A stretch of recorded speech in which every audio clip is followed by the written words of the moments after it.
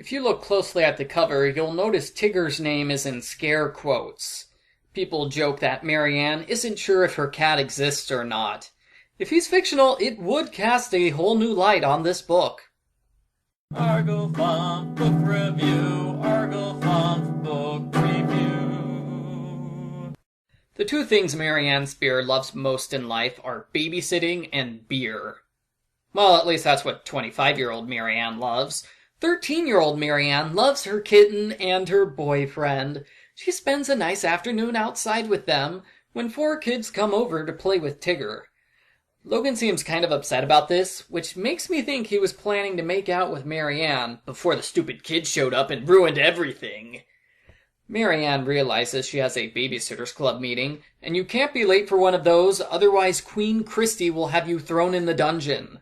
So Marianne rushes to Claudia's house, and she's in such a hurry that she forgets to put Tigger back inside. At least that's what I thought was going to happen.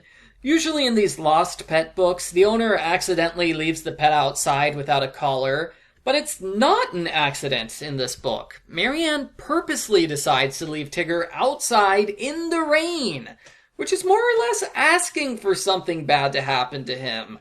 I'm not sure Marianne is mature enough to own a cat. Sure enough, Tigger disappears. Marianne is so worried she stays up until midnight looking for him.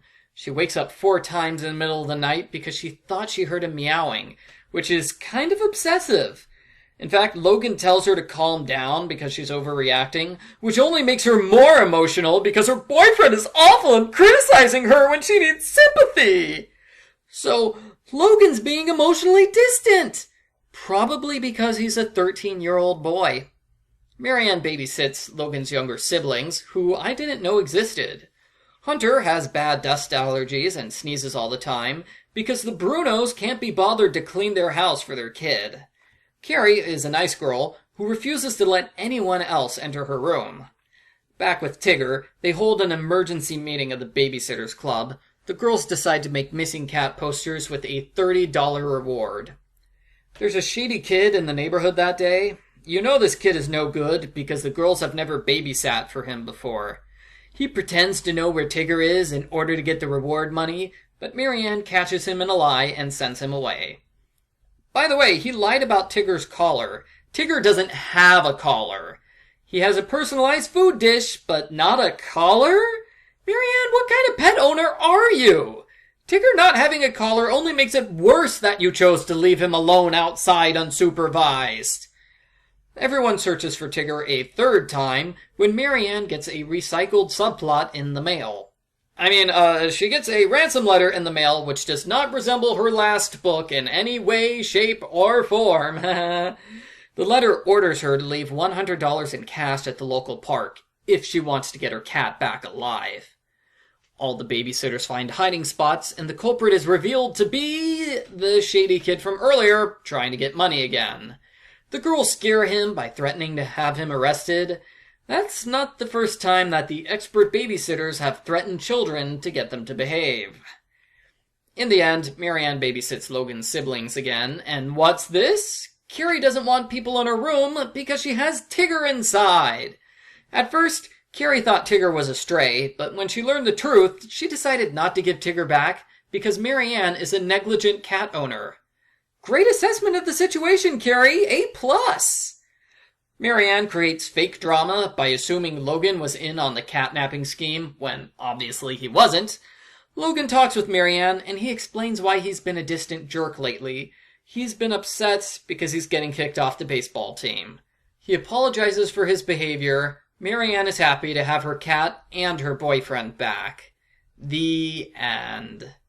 Post-book follow-up. The end of this book announces the results of the Babysitters Club Super Special Contest.